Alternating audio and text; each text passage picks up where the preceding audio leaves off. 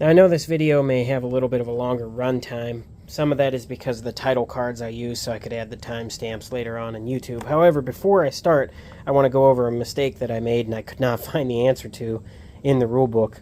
I actually went on Archon's YouTube and found them doing a demonstration of the game to find my answer. But when you're building a map in the rulebook, there are face-down tiles. These are meant to be face-down. However, as you can see, it shows the starting tiles face-down. I was like, what do I just shuffle these up? And even if I pick, say, Necropolis, what if my starting tile was this? Would I just use the Necropolis town board in this tile? The answer is no. You would only take the factions that are being played in the game and then seat them next to where you're seated on the table face up. These tiles would be face down, but it doesn't say that anywhere. So I just wanted to get into that before I get into the rules videos, because as you can see, some maps show them face up and where your players start and things like that, and some maps have already a face up tile in them. But when choosing your faction, unless it's assigned by the map, that's what you'll do. And the other maps will have, like I said, the tiles will be face down on the board. Alright, this video might be a little bit of a longer one, but today I'm going to take a look at how to play Heroes of Might and Magic 3, the board game. I'm going to be primarily looking at the campaign solo rules, because I'm going to try and go through a solo game on this and see how it feels. But let's take a look at the rulebook. The components of the game are as follows. First, we have a round tracker. The base game also comes with 3 hero cards, which are double-sided. The base game also has 21 unit cards. And sorry, the core game, not the base game. The core game also comes with 30 ability cards, 32 artifact cards, 18 specialty cards, 46 spell cards, 24 statistics cards,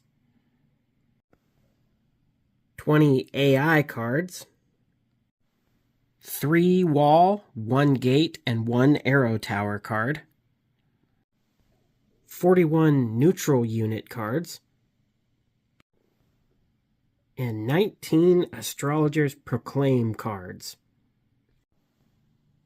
Moving on to tokens that come with the core game, we have 33 gold tokens, 21 building materials token, 16 valuables tokens, 3 build tokens, 3 population tokens, 15 damage tokens, 6 double-sided tokens that represent paralysis and defense, 3 spellbook tokens, 17 movement tokens, 2 morale tokens, 1 grail token, and while not quite tokens, rounding it off is 100 acrylic cubes, 20 blue, 20 purple, 20 gray, and 40 black. Included are a rule book, a mission book, a tournament book, some player aids, and then there's this, which I believe is a frequently asked questions booklet, the Astrologer's Answer. It's not listed in the component list in the rulebook, but it did come with this game, which is the core game of Heroes of Might and Magic 3. It comes with 20 map tiles in the core game, 3 starting tile, 9 far tile, 6 near tile, and 2 center tile. A combat board. Comes with 3 town boards, which in the core game is Castle, Necropolis, and Dungeon. The core game also comes with 2 attack dice, 3 resource dice, and 3 treasure dice. The core game also comes with 6 hero models, 2 for Dungeon, 2 for Castle, and 2 for Necropolis.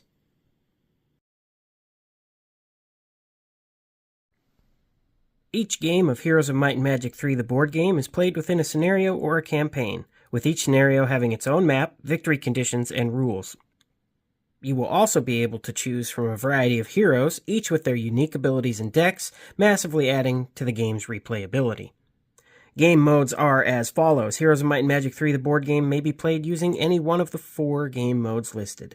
There's Clash, a fully competitive mode for 2 to 3 players. Pick your Clash mode scenario from the mission book and vanquish your rivals before they defeat you. Campaign. You can also play Heroes of Might and Magic 3, the board game, in a single-player mode, facing off against an enemy AI. The solo campaign mode consists of a series of interconnected scenarios following a gripping story arc. They feature unique events and interesting mechanics. For rules unique to solo mode, see the rulebook, page 33. There's Alliance, a 2 versus 2 team-based format in which you team up with a friend against 2 other players. You will need an expansion pack to be able to play a 4-player game, if all you have is the core game. The scenarios and rules for Alliance mode can be found in any of the expansion pack rulebooks that add an additional faction to the game. And Co-op, a cooperative mode for 2 to 3 players where everyone shares the same goal.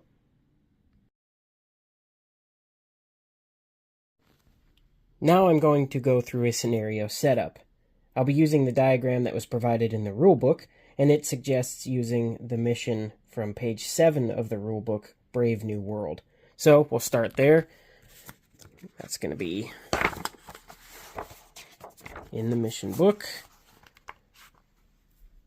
Selecting a scenario from the mission book is always going to be the first step, and for the purposes of this video and the tutorial of the rulebook, I'm going to be going with the suggested Brave New World on page 7 of the mission book. Step 2 of the game setup is always going to be the same. Choose your faction from any of those not yet chosen. If you cannot reach an agreement when selecting your factions, roll a resource die, and whoever rolls the highest number gets to choose first. In the core game, there's 3 different factions, each with a unique set of abilities and flavor. Every faction has its own color to help you identify it. Let's go through those now. First, we have Blue, which is Castle. Lead your proud soldiers to victory with the support of griffins and angels. Then we have Dungeon, which is this purple. Foul creatures and monsters lurk in the depths of the dungeon, awaiting your command. And then Dark Gray represents the Necropolis. Rise once more and take your rightful place as the ruler of the dead. After you choose your faction, you'll choose your hero. So, if you chose Castle, you could choose between Rion or Catherine. And for this video onward, unless I have to do someone else, we're going to choose Castle as our main team. So, once you've chosen your hero, from the game box, you'll take the following components belonging to your faction. First, your double-sided hero card. Number 2, your hero model. We're going to choose this one here. Your town building tile. And your town board. I believe these are the town building tiles. Side note, just be careful when taking them out of here. They are in there pretty tight. You will take your faction's 7 double-sided unit cards.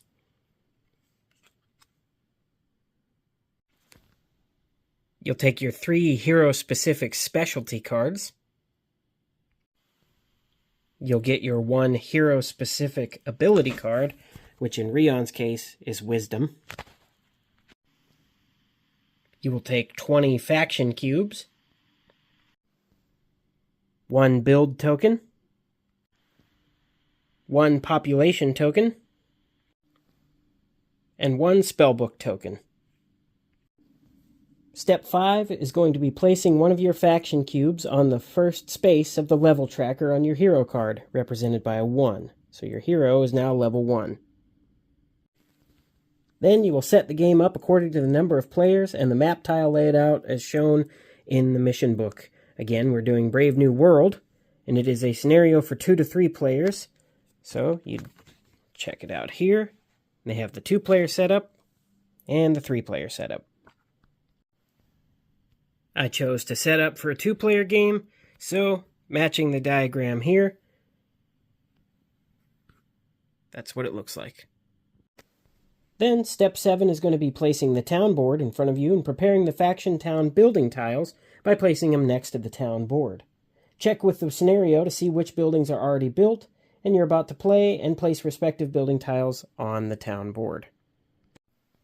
In Brave New World, you're going to start with your Bronze Star dwelling, which in this case is the Blacksmith. Step 8 is going to be set your starting income, indicated by the scenario's rules, by placing your faction cubes on the income tracker on the town board. Place the population, build, and spellbook tokens in their spots on the town board as well. So we'd have the build, and the population, and the spellbook. Alright, then we would check the starting resources and player's income for the scenario. Looks like we have 10 gold, 2 resources, and 1 valuable. So 2 and 1, we just set those in there like that. Step number 9 would be group the resource tokens in separate piles located within reach of all players. Take the starting resources determined by the scenario you're playing and place them next to your hero card. That's your resource pool. So the starting resources would be 15 gold, 3 regular resources, and 1 valuable. So we'd take 10, 3, 4, 5. Then we've got 3 of those and 1 valuable. Step number 10 would be segregating the remaining tokens into separate piles within reach of all players. Sort the statistics cards into 4 piles of attack, defense, power, and knowledge. Refer to your hero statistics on your hero card and take the corresponding number of cards from each pile. Going back to Rion, it looks like he starts with 1 attack, no defense, 2 power, and 2 knowledge. Then you would also be checking what type of hero you have. There's might and there's magic.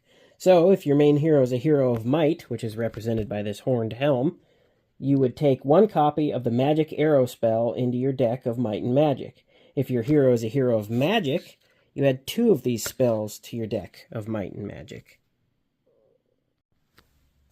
Then you would add your hero's ability and level 1 specialty cards to your starting deck. Then you'll take your deck, you will shuffle it up, and you will place it face down next to your hero. That's your starting deck, and you're ready to play.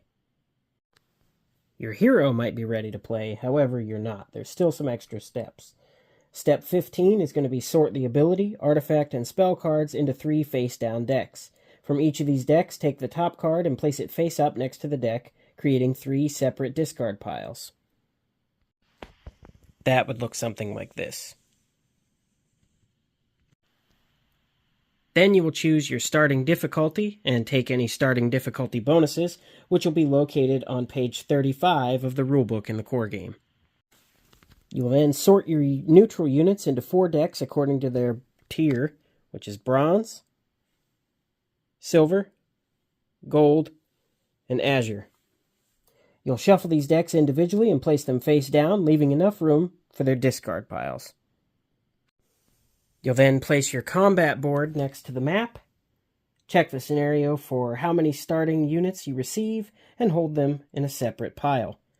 For example, again, each player starts with the following units: a few bronze tier units with the highest recruitment costs, and 1 a pack of bronze tier units with the lowest recruitment costs, which we'll get into few and packs and stuff later on. Place the round tracker next to the map and place a black cube on the first space of the tracker, represented by a 1. Then you will shuffle the Astrologer's Proclaim cards, and you will place them face down next to the round tracker. Week of the Groovy Satyr. Groovy. Then you will rotate your starting tile freely and place your hero on the section with the town.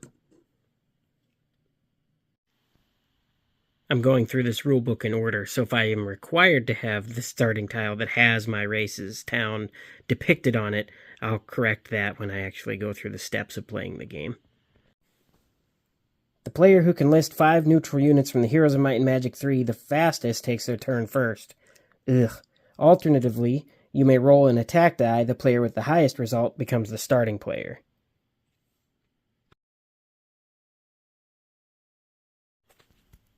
There are 2 types of rounds, and they alternate once every player takes their turn.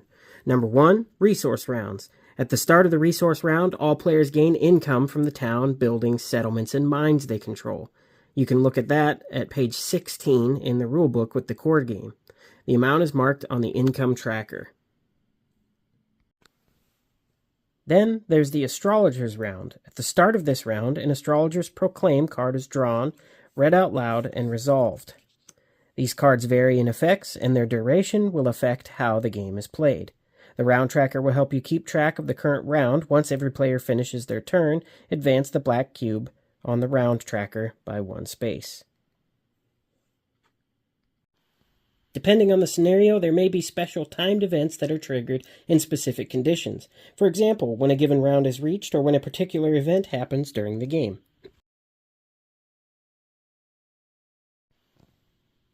Player turns. At the start of your turn, when you become the active player, you may discard from your hand as many cards as you want, then draw cards up to your hand limit. If the number of cards in your hand exceeds your hand limit, you must discard down to your hand limit. If you are at your hand limit at the start of your turn, you do not have to draw or discard any cards. You can check your current limit by looking at the level tracker on your hero card. And in the core rulebook, that would be page 12, level effects. Over the course of the game, players may execute a variety of different actions. Town actions. You can perform each of the town actions once per round. You can do it on your turn or on another player's turn, even just before, but not during, combat. After performing a town action, flip the respective token on the town board. You cannot use that action again until the start of the next round when all tokens are flipped back. You have your build token, used to expand your town. That would be core rulebook page 17. Your population token, used to recruit and reinforce units or recruit a secondary hero. That would be seeing page 26 of the core rulebook, units. And your spellbook token, used to purchase spells. Page 15 of the core rulebook, building a Mage Guild.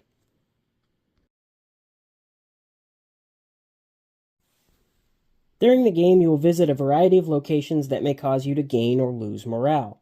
When you gain positive morale, place a morale token near your deck of Might and Magic. You can only have one such token at a time, and you may use it at any point in the game, also during combat, to perform one of the following 3 actions. Number 1, draw a card from your Magic and Might deck. And 2, discard any number of cards, then draw that many cards from your deck. And 3, reroll a die. Whenever a hero obtains a negative morale, the player must discard a positive morale token if they have one. Otherwise, they take the negative morale token. A player can only have one such token at a time. If a hero should gain a negative morale token while they already have one, they discard all their cards at the end of their turn instead. Consequently, if a player whose main hero is affected by negative morale gains a positive morale token, instead of taking the positive morale token, they discard the negative morale token. Note that the Necropolis faction ignores any morale effects. And on player turns, you also have movement actions.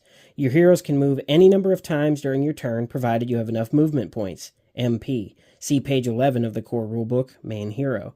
For every 1 MP spent, you can perform one of the following actions. Move a hero up to 1 field in any direction, continue combat against neutral units for 1 additional round, seeing page rulebook 29, Combat Setup, in the core game, and discover a covered map tile if a hero is on a field next to that map tile. Place a new map tile from your pool, far 2 to 3 map tiles, see page 19 of the core rulebook Scenario Map Tiles. And mark the amount of MP you used by flipping the movement token over to its brown side.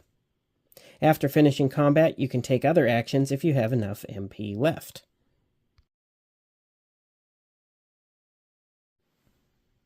There are 2 types of characters, Heroes of Might and Heroes of Magic. Each faction has at least one of each type. A player's hero refers to either your main hero or secondary hero. Your main hero is represented by its model and hero card. Each faction's main hero has 3 movement points that you can spend on a variety of actions. Only the main hero can use the player's deck of Might and Magic and gain experience to level up. Each main hero starts the game at level 1 and can advance all the way up to level 7. You will gain experience by defeating neutral units and enemy heroes with the difficulty level equal to or higher than your main hero's level. Certain locations on the map can also reward you with experience, as can a treasure die roll when it shows experience. That would be Core Rulebook, page 18.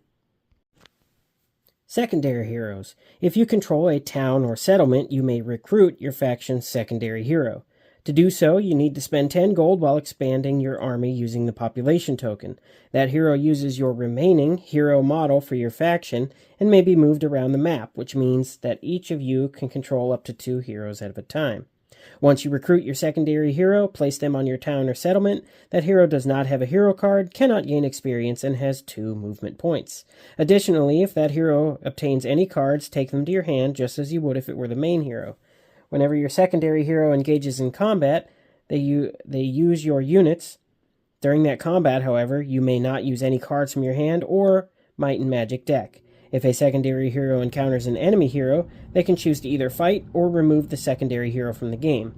That would be Core Rulebook, page 32, End of Combat. If a secondary hero is defeated, they are removed from the game, but you may recruit them normally again on your next turn. The player who defeats a secondary hero gains a faction cube. See page 35, Core Rulebook, Victory Conditions, from the player who lost the hero. Let's take a look at the hero card and learn its information. Alright, number 1 here is going to be the name. Number 2, right under the name, is the class. Number 3 is the type. He is a magic user.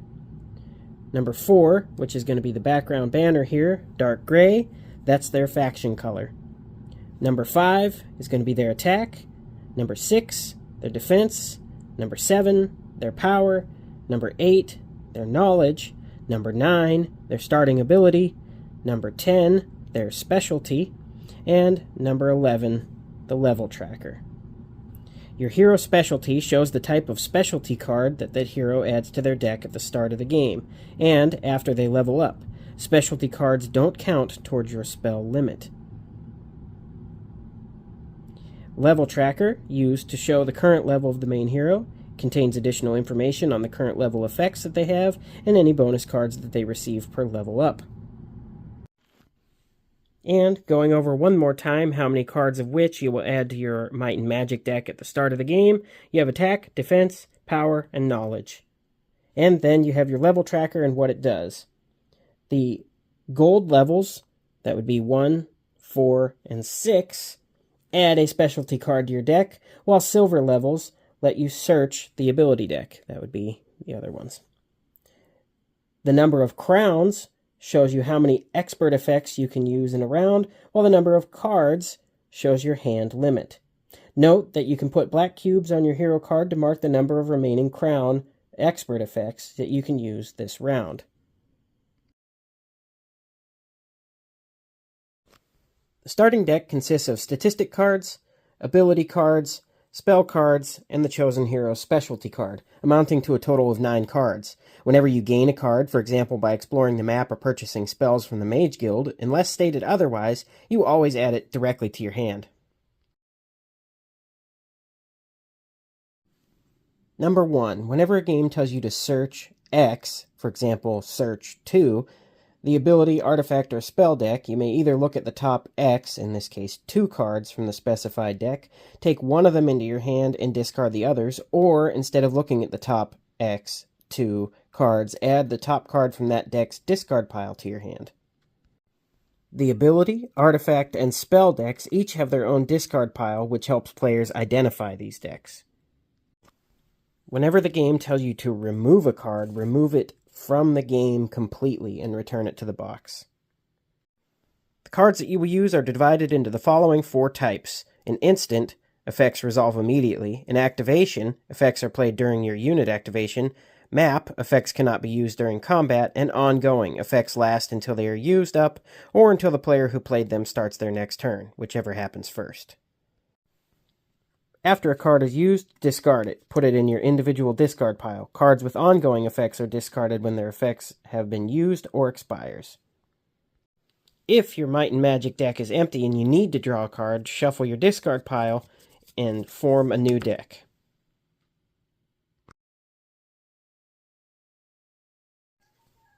Every ability and statistic card has a basic effect and a stronger, denoted by the crown, expert effect, which is shown below the basic effect.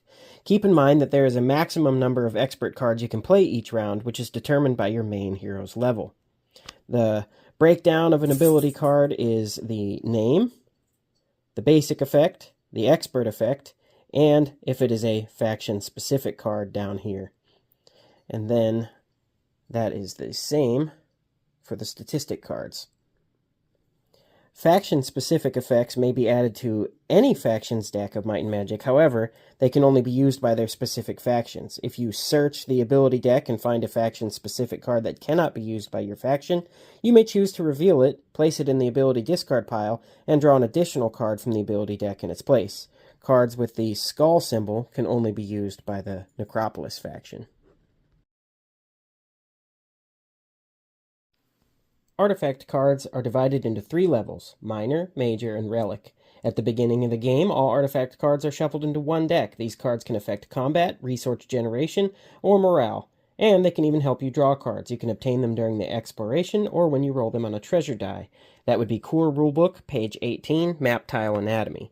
As far as the anatomy of the card, we have number 1 up top. It's going to be the name. Number 2 in the middle is going to be the effect. And number 3 at the bottom is going to be fluff. This red border denotes a major artifact. This bluish-gray border denotes a minor artifact. And the purple-black border denotes a relic artifact. Spell cards. Although spell cards can grant a variety of effects, most of the time you will probably use them for combat. To gain them, you will need to build a Mage Guild or explore the map.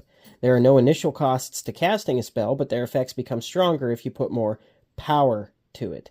The effects that grant power are added while casting the spell, and the excess power cannot be saved for future spells.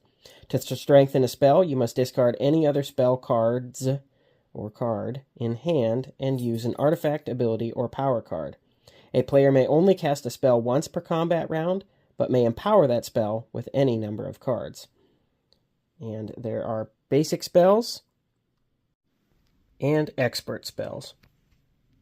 So on the anatomy of the card here, up top is going to be the name. Then over here is going to be the magic school symbol. Then down here is going to be the spell effect. And very bottom of the card is going to be an alternative effect. And here's going to be an example. Sandro, we will say in this case, used all of his cards in his previous turn. So now, at the start of his turn, he draws up to his current hand limit. Sandro draws a power card and 3 spells: Magic Arrow, Haste, and Town Portal. Next, he moves to an unowned mine, triggering combat with neutral units. During the combat, Sandro decides to cast Magic Arrow against an enemy rogue who has 3 hit points. The base damage of Magic Arrow is 1, but it can be increased to 3 if more power is used. As Sandro has a power card and a haste card in his hand, he chooses to play them alongside the Magic Arrow to empower it. This allows him to defeat the unit without directly attacking it. So for example, it can be increased to 3 damage depending on the power you use to it. Base, 1 card to empower it, 2 cards to empower it would be 3. Once the combat ends, Sandro decides to use his Town Portal spell to teleport to a friendly settlement or town. As the previously cast Magic Arrow was empowered with a power card and that haste card, Sandro cannot gain the empowered effect of the Town Portal spell, which would give him extra movement points after teleporting. So he would be stuck at the 0, no additional effect.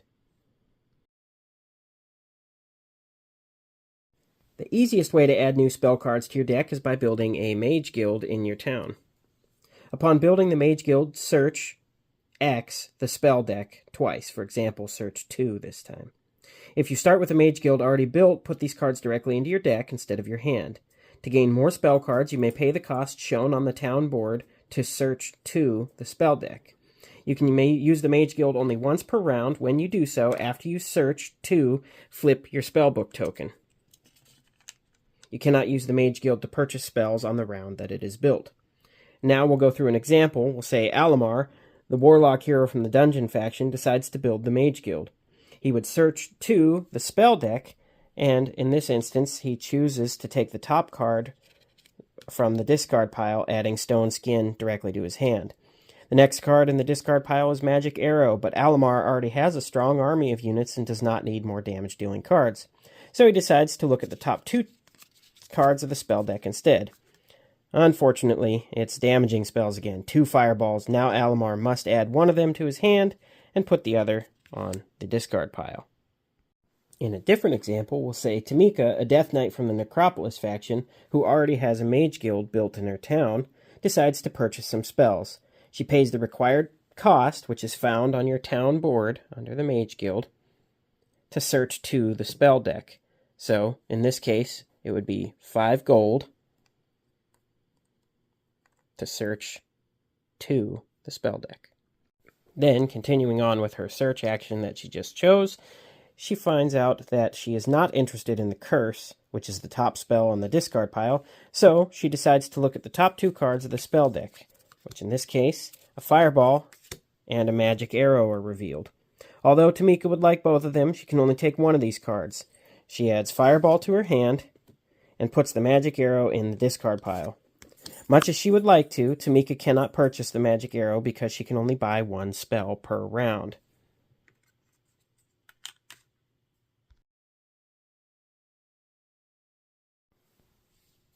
Resources are fundamental to the success of playing Heroes of Might and Magic 3, the board game.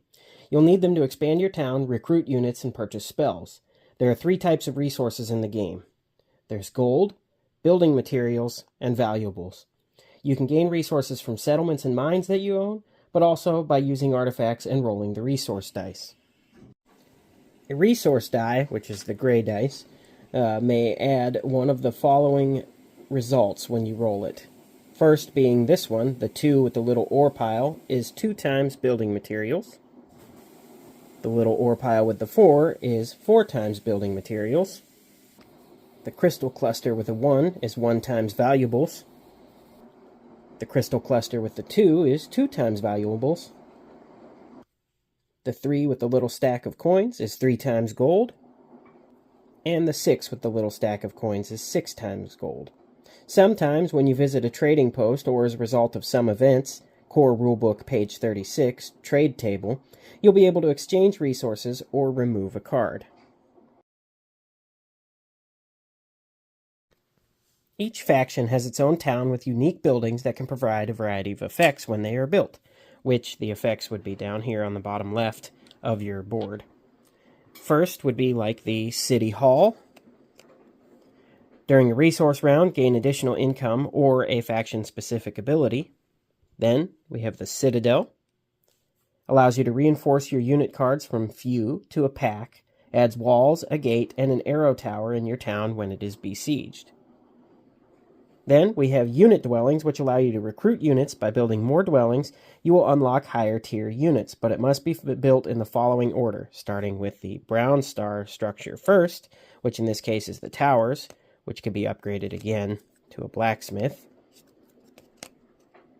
Then, after you build the brown star, the silver star would be next, and in this case that is going to be the holy grounds.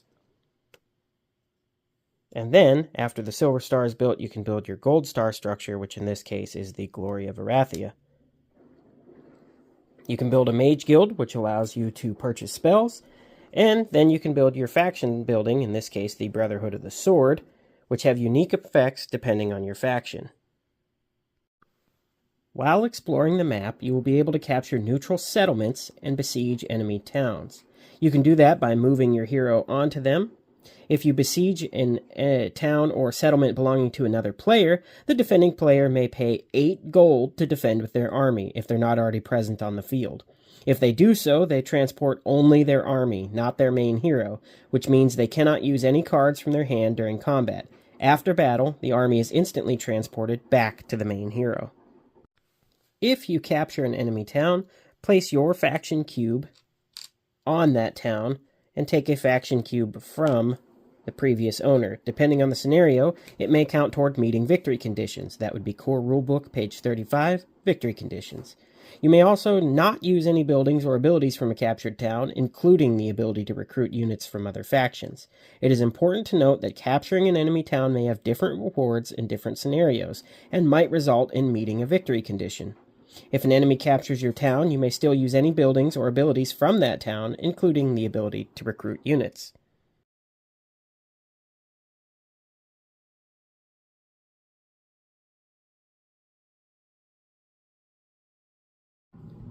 Discovering new areas and an exciting adventure is an essential part of Heroes of Might and Magic 3, the board game experience.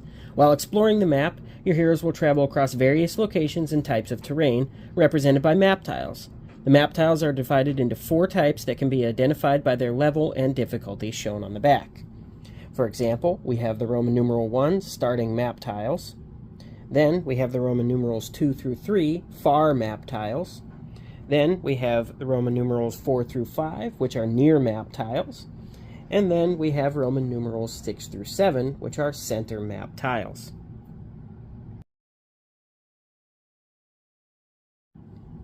Each map tile is divided into 7 separate fields, each containing a variety of locations you can visit. Some fields contain a Roman numeral, which refers to the field's difficulty, 1 through 7, and the neutral units you can encounter there. That would be core rulebook, page 35, difficulty. A solid yellow line along a field's edge means that that field is blocked and it cannot be entered. So here we'll break down this map tile, starting with the center here. This is an empty field. Then up here we have a location. Then down here we have an artifact symbol. This here would be a blocked field. Then we've got these lines right here, which denote a border line. And up here would be a field difficulty, Roman numeral 3. Fields marked with a treasure chest symbol allow you to roll a treasure die and can provide you with the following bonuses. The shovel and pickaxe would be roll the resource die, so you'd roll 1 resource die. The 2 with the shovel and pickaxe would be 2 times resource die, so you'd roll 2 resource dice and choose 1 result. I'll take the valuables. This flag, banner, pendant, medal, whatever you would like to call it with the star on it, is half experience level. The player's main hero gains half an experience level. And this Ankh on a string is going to be an artifact. You would search to the artifact deck. Each field belongs to one of 3 categories that will help you easily identify what you need to do once you visit a field. That would be Core Rulebook, page 20, List of Map Locations. To visit a location, you must first move onto its field. If entering a field triggers combat, you must resolve it before resolving the effects of that field. Empty fields do not have any effects, and entering them does not trigger combat against neutral units. I will do a quick overview of what the visitable, flaggable, and revisitable are, but I'm not going to go over each structure individually for this video. You can do that on the rulebook or find a PDF printout of what each building does. But first is visitable. Once you have visited it, place a black cube on it to mark the fact. If there is already a black cube on it, treat that field as an empty field. Flaggable. These fields can be directly owned or controlled. When you capture it, flag it with one of your faction cubes. Any other player may also capture the field and replace your faction cube with theirs to gain that field's effects. An allied hero that enters a field with your faction cube treats it as an empty field. Revisitable. You can visit fields multiple times, each time gaining its effect, if any. Do not place any cubes to mark the fact that you have visited the field. The various map locations would be towns, which are flaggable. Then there's like the water wheel, windmill, mystical garden, visitable. And there's just a wide variety of revisitable, flaggable, and visitable. In every scenario, you will use a combination of center, that would be 6 through 7, and or near 4 through 5 map tiles. They contain the strongest enemies, but also the best loot. At the start of the game, shuffle them and place them face down according to the setup instructions of the selected scenario. They will remain a mystery until a hero discovers them. In some scenarios, you will also receive your individual pool of far, that's 2 to 3, map tiles.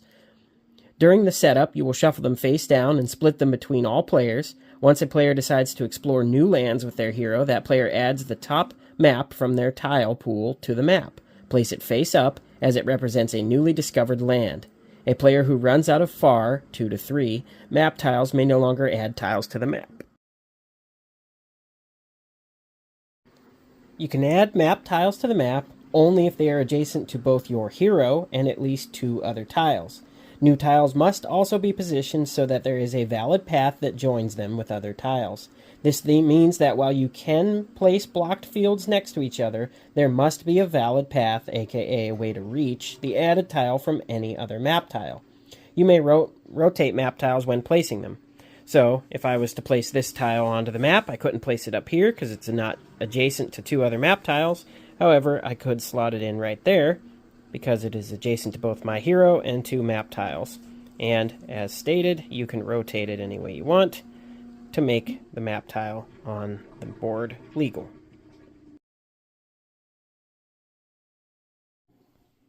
Now, I know I said I wasn't going to go over what each structure does, which is true. I will go over some of them that require a little bit more explanation. For example, settlements. Settlements function just like towns. The difference is that they do not have their own buildings. When you flag a settlement and place one of your faction cubes on its field, you may choose one of the following bonuses. Increase your gold income by 5. Increase your building material income by 2. Increase your valuables income by 1. Or reinforce one of your bronze or silver tier units for half of the normal cost. That would be page 27, unit costs. If you choose to increase your income, place the respective resource token on the field with the settlement. The income bonuses are lost if you lose control of that settlement. You can get a one-time additional bonus for being the first player to flag a settlement. You immediately gain the income chosen at the time of flagging, 5 gold, 2 building materials, or 1 valuable, or you can reinforce one of your bronze or silver tier units for free instead.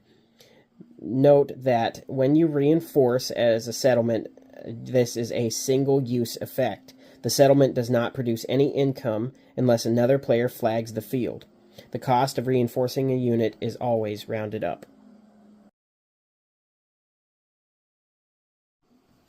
Mines are flaggable map locations that can passively generate income depending on their type. When you flag a mine, place your faction cube on the field and remove any other faction cubes from it. Additionally, if you are the first player to flag a field, the mine instantly generates income. If a hero enters a mine owned by another player and there are no opposing heroes present, that hero flags the mine immediately.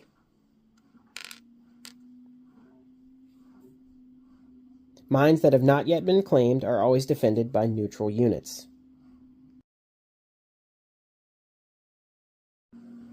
Every faction has access to 7 different units, each with unique stats and abilities.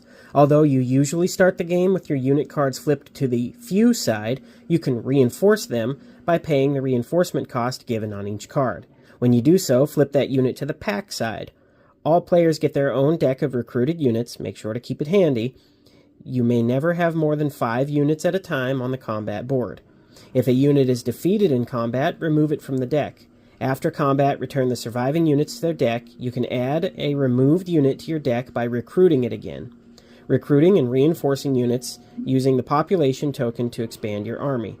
When you do so, you can instantly recruit and reinforce any number of times, provided you have enough resources. Remember to flip the population token when you are done expanding your army. You will be able to use it again after you flip it back at the start of the next round. At any point, if you lose all your units, either in combat or by retreating, that would be Core Rulebook, page 32, end of combat, replace your owned units with the starting units for that scenario. Taking a look at the few side of a card, we'll use this griffin as the example. Number 1, up top, is going to be the name. This is going to be the tier of unit from bronze, silver, or gold. and then Azure, which is the blue, which I don't believe you can recruit in town. Then, over here, we have the type of unit it is, and we have its attack, its defense, its hit points, and its initiative. We have the recruitment cost, and the reinforcement cost is going to be right here, and then their special ability. Now we'll take a look at the pack side of the card. Again, it's going to still have its name, its tier, its type, and the attack, defense, HP, and initiative.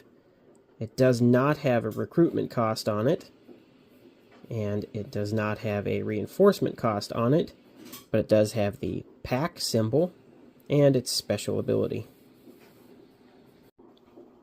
Breaking this down a little further, we have the 2 crossed swords, which is attack. It determines the amount of damage done by the unit. It may be modified by a variety of effects. Then we have the cross with the red slash through it. That's its hit points. It determines the maximum number of damage a unit can take before it perishes. When a reinforced unit takes damage equal to or greater than its maximum HP, flip it over to the few side. Deal the leftover damage, if any, and deduct it from its new max HP. When a unit on the few side takes damage equal to or greater than its max HP, remove it from the combat board. After combat, remove all damage from surviving units. However, if a unit card was flipped from the pack side to the few side, it stays that way until you reinforce it again. Then we have the blue and white checkered shield, which is defense. Determines the amount by which the unit reduces the attack damage it receives. It does not apply to damage from spells or other effects. And we've got this sword-wielding sparkly runner. That is initiative. It determines when a unit can be activated in combat. The higher the initiative value, the faster the unit will act. Down at the bottom of the card is the special ability. Most faction units have a special ability that features additional rules and are divided into the following types. Activation, attack action, other action, passive, and retaliate. Activation, which is denoted by a right-facing arrow, resolve the effect the moment the unit activates. Attack action, which is a battle axe, resolve the effect when this unit attacks. If the unit performs more than one attack, resolve the effect only on the first attack. Other action, which is a swirling whirlpool, you may resolve this effect instead of taking any regular actions. Passive, which is an hourglass, resolve the effect every time the conditions are met. And retaliate, which is a swinging sword, resolve the effect every time this unit performs a retaliation attack. In this combat example here, we'll say Almar is in combat with Sandro. Almar decides to cast a magic arrow spell with +1 power on Sandro's pack of zombies. So, he discarded a card to add the +1 power, which would be 2. The zombies have 3 hit points and they take 2 damage from the spell, leaving them with 1 hit point. Their defense, 1, does not reduce it because it does not apply to spells. Now, Almar attacks with his pack of harpies, who deal 3 damage. The damage is reduced by the zombie's defense 1, so they take 2 damage. The amount of damage exceeds the zombie's HP, so they are flipped to the few side and take the leftover 1 damage.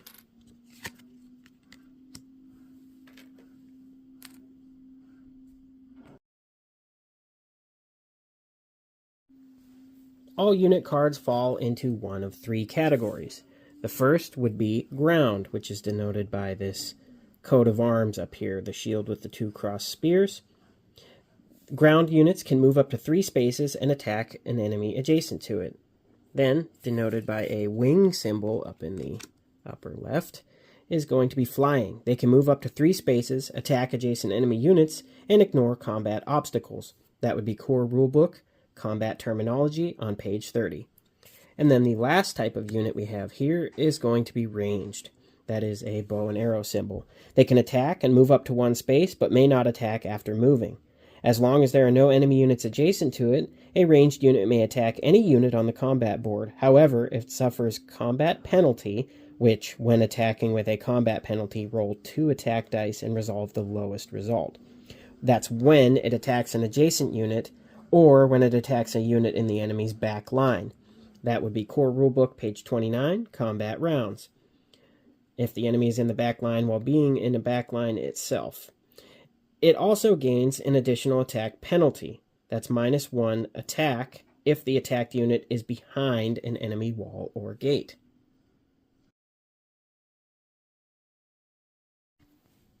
Each faction has 7 different units available to recruit. Each unit has 2 separate costs on their card. The recruitment cost, which is the hand with the coin dropping into it, and the reinforcement cost, which is a up-pointing, gradually increasing in size set of arrows. To add one of your faction's units to the deck of recruited units, apart from having a prerequisite dwelling, you must also pay the recruitment cost, which in this case is 8 gold. To reinforce your unit, you must have the Citadel, pay the reinforcement cost on that card of a recruited unit, and flip it over. Reinforced units have higher statistics and may gain new abilities. So we would have to have a Citadel and 12 gold to reinforce the Zealot. And he would become a pack, and then he gets the ability ignore the combat penalty against adjacent units. And again, faction units are spread over 3 distinctive tiers, with each tier being available for recruitment only if you have the required dwelling tier. Bronze units require a Tier 1 dwelling. Silver units require a Tier 2 dwelling, and gold units require a Tier 3 dwelling. A Tier 3 dwelling also allows you to use the Diplomacy ability to recruit Azure units. That would be page 28 of the core rulebook, neutral units. In this example, we'll say Queen Catherine has built all 3 dwellings, which give her access to all of her faction units. Before combat happens, she recruits some Archangels. But she already has 6 units in her deck, so she decides that the Mighty Archangels will replace her weakest unit, which is the Halberdiers.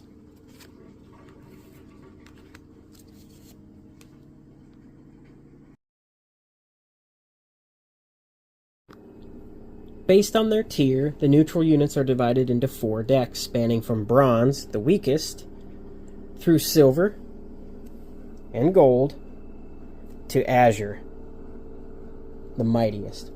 When you trigger a combat, draw cards from a neutral deck that corresponds to the difficulty indicated on the map field where the combat takes place. That would be page 35 of the core rulebook, difficulty. Diplomacy allows you to recruit a neutral unit. To be able to do so, you must both have the dwelling tier that is required to recruit units of that tier, example, Tier 3 dwelling for Azure units, and pay the recruitment cost given on the recruited neutral units card. Note that Azure tier units are the strongest units in the game, and this is the only way that you can recruit them.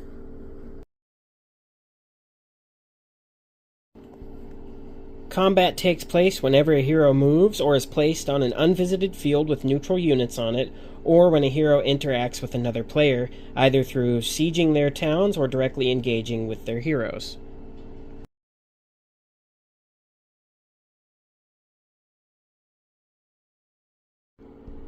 Now, in the base version of the core game, you can get an upgrade for the battlefield, but in the base game, the combat will take place on this 4x5 combat board. In your deployment zone, you have your back line and your front line. Depending on the units that you fight against, the length of combat encounters may vary. You'll have neutral units from Bronze to Gold. Combat would only last 1 round. Any Azure tier neutral units or enemy heroes, combat lasts until either side wins or surrenders. If you fail to beat a Bronze, Silver, or Gold tier neutral units within 1 combat round, you may pay 1 MP to extend the combat by round. That would be movement points. You may extend the combat round multiple times as long as you have the movement points to spend. If you're unable or unwilling to pay the extra movement points, then your hero retreats. The combat ends, and you have to move your hero back to the field they were on before engaging in combat. In such a case, the field where the combat with the neutral unit took place does not count as visited. Discard the neutral units that were involved in the combat, and draw new ones when a hero enters the field. And we're going to say that we're going to move here and engage in combat with a neutral unit. So first, you would place freely up to 5 of your units on the back line and front line combat board's chosen side. Then you check the difficulty table, which would be on page 35 of the rulebook, which I'll show here in a second, and draw the corresponding number of neutral unit cards from the corresponding decks and place them on the opposing side. This is difficulty 1. So that would be level 1 easy. Field difficulty levels, we have easy, normal, hard, and impossible, which we'll go into further breaking down once we get to this section on the video and the rulebook, but we'll just say right now it's level 1 easy. So we drew one halfling and put it on that side of the board. And he was placed there because in solo campaign and co-op modes, you would place any ranged neutral units along the back line of the combat board, starting from the leftmost side of the controlling player. Place the units in the order of their decreasing initiative. Each unit must occupy one space. If there is no more space in the front row, place the remaining units in the back line. Again, starting from the controlling player's leftmost side. If 2 units have the same initiative, the higher tier unit must be placed first. If both units have the same initiative and tier, the player who controls the neutral units may decide which unit is placed first. Now, in Clash or Alliance modes, the player who has just entered their turn takes control of the neutral units. Although that player also decides the unit placement, they must place the ranged units in the back line if possible. When a neutral unit activates, the player controlling it must always attack the hero's units. If that is not possible, they must spend all of the neutral unit's movement points to move toward the hero's units.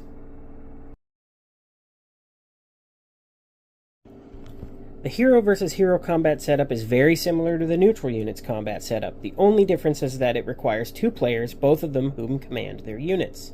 First, the attacking player places up to 5 of their units on the combat board, just as described in the neutral unit setup. Second, the defending player places up to 5 of their units, just like the attacker does, but on the opposing side of the combat board.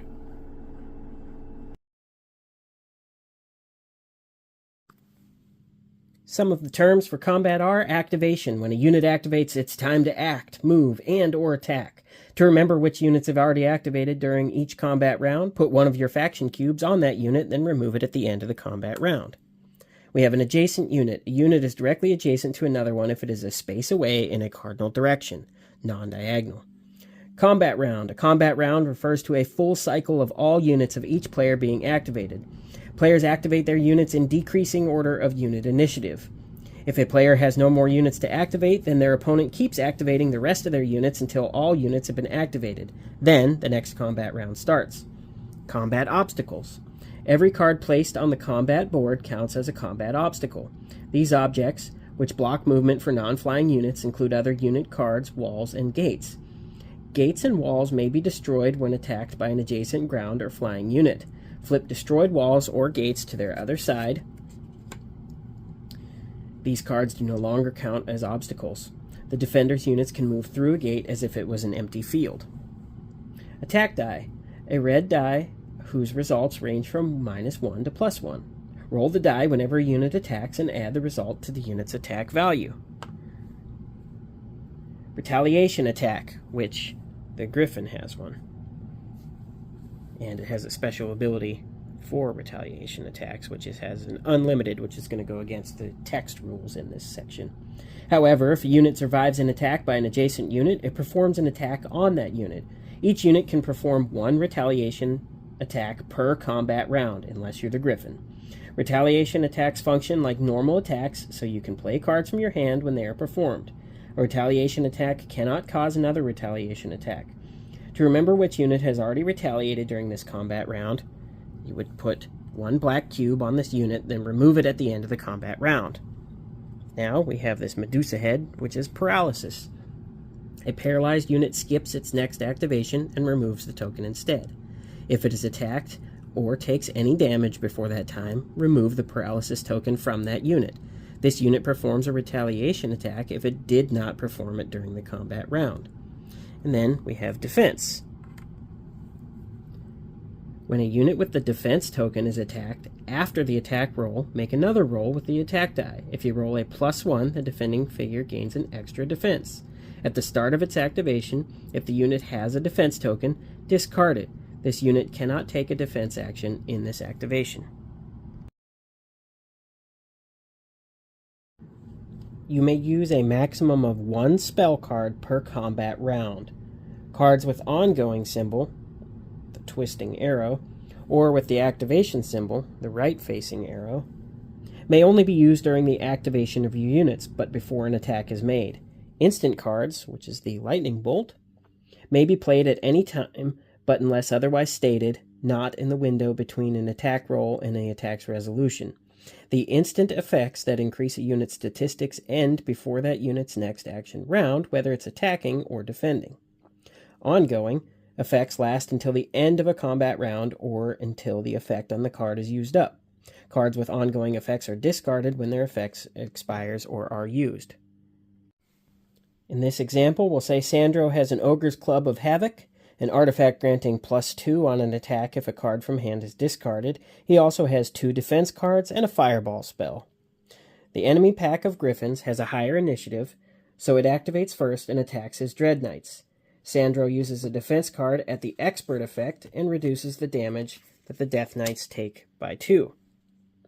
The Griffin's attack die rolls a +1, increasing their attack to 4. The Dread Knight's base armor is 2, with the defense card that was played. Their armor is increased then to 4 and negates all damage dealt by the Griffins. After the attack, the Dread Knight's armor drops back down to its base of 2. As the Dread Knights survive, they now perform a retaliation attack. Sandro must now decide whether to use their Ogre's Club of Havoc or not. As the player is annoyed by the Griffins, they decide to use it and discard a defense card.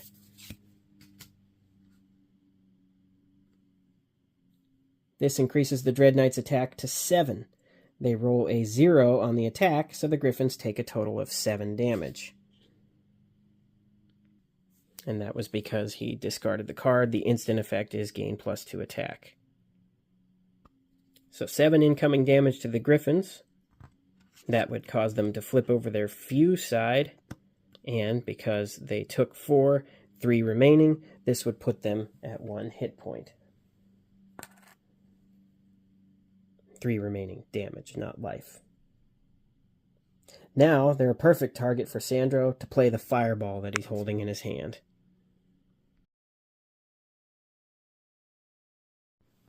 And just to go over a verbal description again of the combat round order, players will activate their units in the decreasing order of unit initiative, starting with the unit that has the highest initiative and has not been activated this combat round. If both players have the same initiative, the attacking player activates their units first. Units may only be activated once per combat round. Again, you would put your faction cube on them once they were activated. The activated unit may be moved any number of spaces that depends on its type. After that, the player may decide to attack a unit. Flying and grounding units may attack after moving, while ranged units may only attack before moving. Instead of attacking, you may choose to defend with a unit. If you do so, your unit's activation ends immediately, but the unit receives a defense token. And again, the movement reminders would be on the combat board, so you can tell how many spaces you can move. Before attacking with the unit, decide if you want to use any ongoing, the circle arrow, or activation cards, the right-facing arrow, from your hand. Before the attack roll, you and your opponent may play any instant, the lightning bolt cards, to increase the attack or defense of a unit.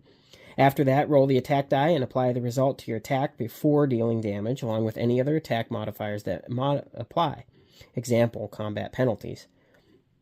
And number 5, resolving damage effects. Reduce the attacking unit's total attack value by the defending unit's total defense value. Then, deal any leftover damage to the unit. If the defense was greater than or equal to the attack, then no damage is dealt. Place a damage token on the defending unit for each point of damage taken. Flip the card and place any leftover damage on it if it is taken from pack to few, or remove it from the combat board if necessary. If the defending unit survives, is adjacent to the attacker, and has not done yet with this combat round, it performs a retaliation attack. Return to step 1 until all units have been activated. And number 8 is the end of the combat round. Note that if there are many units with the same initiative first, the attacker activates their units, then the defender. If needed, repeat that step. When you defeat an enemy hero or neutral units, your main hero gains experience. The amount depends on the difficulty of the encounter. If the effective field of difficulty, enemy hero level, is lower than your main hero's level, you gain no experience. If the effective field of difficulty, enemy hero level, is equal to your main hero's level, you'll gain 1 experience. If the effective field of difficulty enemy hero level is higher than your main hero's level, you will gain 2 experience. Azure tier encounters immediately grant the 7th level of experience. Example, a level 5 hero defeats Azure units, and we'll go to the encounter field. The Azure units have a field difficulty 7, increasing their level up to level 7 by 2 levels. And note that you gain no experience from fighting an army that was transported to a town, settlement, or from fighting a secondary hero. Now, I know the field difficulty explanation there was a little bit confusing, but in the section of difficulty in this video and the rulebook, it will explain that a little better. We'll say we have a level 5 Rion here. If your hero's level is higher by at least 1 than the field difficulty, the neutral units will flee in terror. The player beats the encounter instantly and no combat takes place. So, you will say you're level 5, and you will go to fight a level 4 encounter. These would all flee.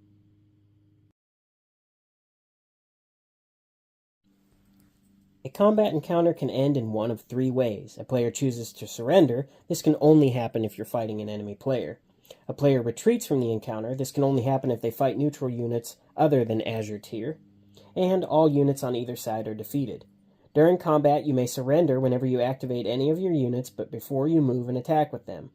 Retreating from combat does not count as defeat. Take all of your remaining units from the combat board and move your hero to the field they had visited last.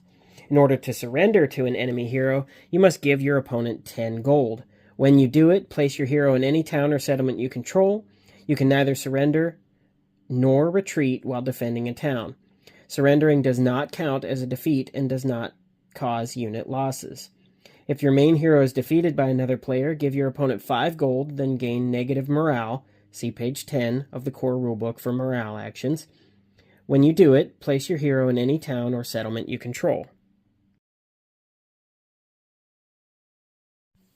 When playing solo, you must follow certain rules to ensure a fair and balanced experience. The campaign mode for Heroes of Might and Magic 3, the board game, makes use of artificial intelligence heroes that use 2 decks to play the game. The AI deck and the spell deck. The AI deck consists of cards that are similar to function to the abilities and artifacts, but change depending on game difficulty. Again, that would be the difficulty table located on page 35 of the rulebook or on the difficulty section of this video. Here's the breakdown of an AI card. Up at the top you have the name, then you have the description, then you have the easy modifier, the normal modifier, the expert modifier, and the impossible difficulty modifier, and then the card type, which would be down here at the bottom. Based on the AI deck's instructions, the AI will also make use of spell deck containing spells that will help the AI hero in combat. During combat against neutral or enemy AI units, the enemy will follow a set of instructions that aim to simulate a real human. Number 1 would be initiative rules remain the same, with the highest initiative unit going first and the attacking hero having priority. When fighting an AI hero, every time the AI activates a unit, draw a card from the AI deck and resolve its effect in AI's stead. If possible, enemy ground and flying units always attack units of the same tier. If that is not possible, they attack the target closest within 1 movement. They move into range if necessary. Enemy units prioritize lower tier units if they cannot target units of their same tier.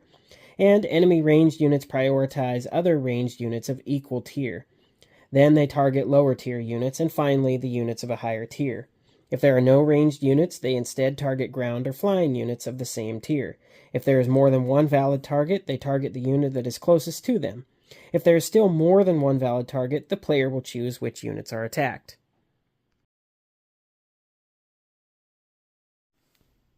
AI heroes have 3 movement points, which they use to move across the map. They must do the following actions in order. Check if a player hero is on the same hex tile as the AI. If they are, spend all movement points moving toward them in attempt to begin combat. Check if there are any mines or settlements to flag on the map tile the AI hero is on. If there are any, move toward the closest one and flag it.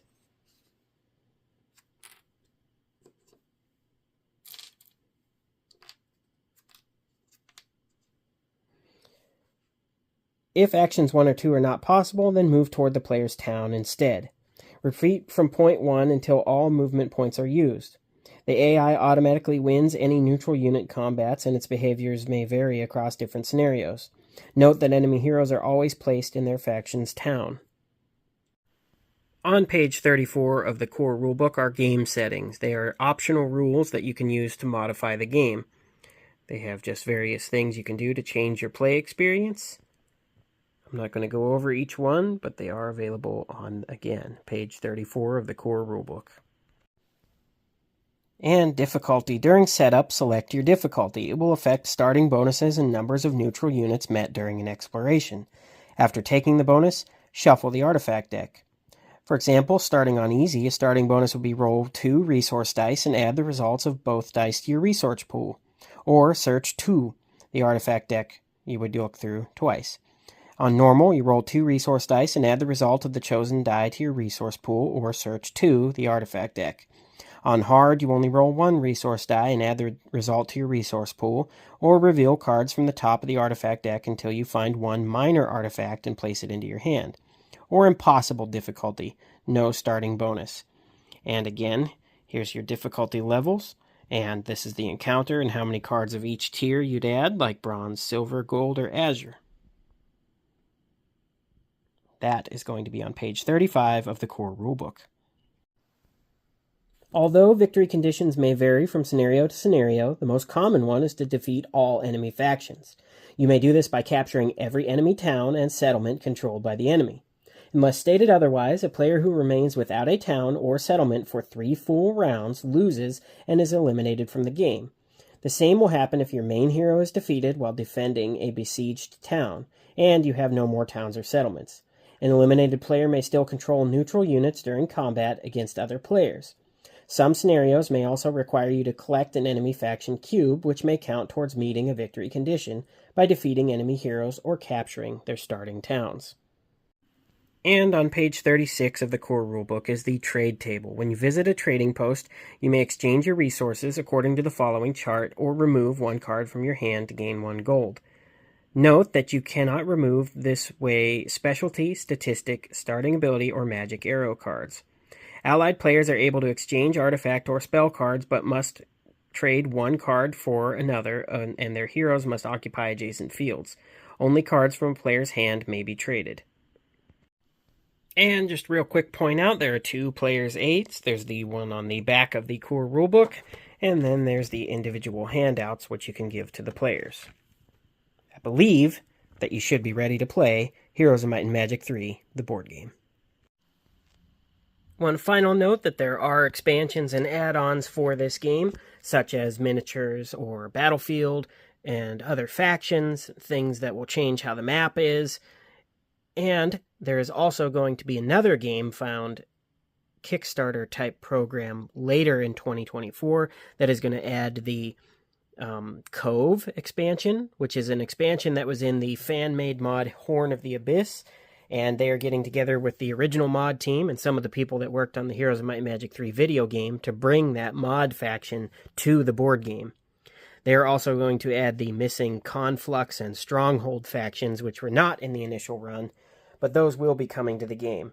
They also said that that is not the only content for the game that's going to be revealed in that upcoming Game Found Kickstarter, but there's going to be other surprises and other add-ons for the game. Personal note here, I know that it was a little divisive when they announced it for Armageddon's Blade for Heroes of Might and Magic 3, but the unused Forge faction, which was pretty science fiction heavy, which was taken out of the game in favor of Conflux. I hope that that faction gets made just for the sake of completionism, because there was concept art, a screenshot of the town, unit breakdowns, and there was, I think, 1 hero revealed. So I just would like it for the game because I think it's neat.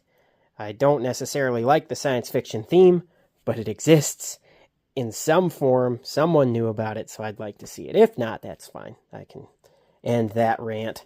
But I'm looking forward to diving into this game. I'm going to do some solo plays and see how it feels. I might make some mistakes. Well, if you've watched my HeroScape videos, you know I will make mistakes. But as stated, I'm just excited to try it out and get the game off of the shelf and onto the table.